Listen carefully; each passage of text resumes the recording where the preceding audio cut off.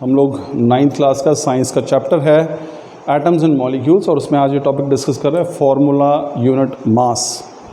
इससे पहले हमने मास से रिलेटेड दो टर्म्स और पढ़ी हैं स्टूडेंट्स। एटॉमिक मास क्या होता है, किसी एटम का मास। उससे पिछले लेक्चर में हमने पढ़ा था मॉलिक्यूलर मास क्या होता है, एक मॉलिक्यूल के अंदर जितने भी एटम्स हैं वो सभी का मास, तो that is called the molecular mass. आज हम पढ़ेंगे फॉर्मूला यूनिट मास क्या होता है। देखिए, formula unit mass is used for the substance whose constituent particles are ions. तो ये भी एक प्रकार से मॉलिक्यूलर मास ही है, लेकिन ये शब्द हम उनके लिए इस्तेमाल करते हैं जब किसी कंपाउंड के अंदर आयंस हों। जैसे एग्जांपल ले लीजिए, मैं सपोज करो NaCl है। NaCl के अंदर हमारे पास क्या है, दोनों आयंस हैं। ये एक्चुअल में क्या है, Na+ है और Cl- है। तो जहाँ पे आयंस हो, जैसे सपोज करो MgCl2 है। अब यहाँ पे Mg क्या है, 2+ है, और Cl क्या है, Cl2 है, तो ये -1 और -2 करके ये इस प्रकार से दो माइनस के साइन हैं। तो यहाँ पे प्लस और माइनस साइन है, प्लस और माइनस। तो NaCl क्या है, एक इसके अंदर आयंस मौजूद हैं, प्लस और माइनस, एनायन और कैटायन। लाइकवाइज MgCl2 में भी कैटायन और एनायन है। तो जब हम इनका मॉलिक्यूलर मास निकालते हैं, जिसमें कि कंस्टिट्यूएंट पार्टिकल्स यानी कि वो कण जिससे मिलकर एक मॉलिक्यूल बना है, वो यदि आयन है, तो उस केस में हम मॉलिक्यूलर मास के लिए शब्द इस्तेमाल करते हैं फॉर्मूला यूनिट मास।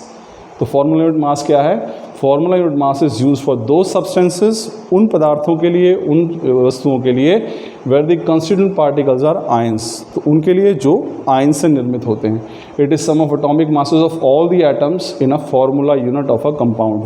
तो किसी भी कंपाउंड का जो फॉर्मूला यूनिट होता है, उसके अंदर जितने भी एटम्स होते हैं उनका मास, जो उनका अगर एटॉमिक मास को हम ऐड कर लें तो हमें उसका फॉर्मूला यूनिट मास मिल। जैसे NaCl ले लें, अब यहाँ पे सोडियम का एटॉमिक मास कितना है, 23 है, और क्लोराइड आयन है, क्लोरीन का एटॉमिक मास कितना है, 35.5 है।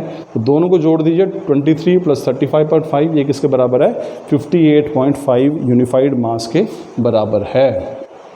ठीक है, तो किसी भी फॉर्मूले के अंदर जो एटम्स हैं उनके एटॉमिक मास का सम कहलाता है फॉर्मूला यूनिट मास। तो सिर्फ ये देखिए, ये कुछ अलग नहीं है, इसको आप मॉलिक्यूलर मास भी कह सकते हैं। क्या है, formula unit mass of a substance is sum of atomic masses of all the atoms in a formula unit of a compound.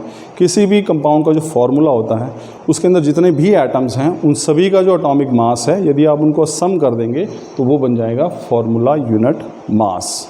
तो ये बहुत हद तक, काफ़ी हद तक किसके सिमिलर है, मॉलिक्यूलर मास के ही सिमिलर है। तो आई एम स्टूडेंट्स श्योर कि आपको टॉपिक समझ में आया होगा, फॉर्मूला यूनिट मास। तो एग्जाम में अगर मॉलिक्यूलर मास और फॉर्मूला यूनिट मास अलग से आता है तो कंफ्यूज मत होइएगा, आपको यहाँ पर भी एटम्स का सम ही करना है, उनके एटॉमिक मासेस का। Thank you students.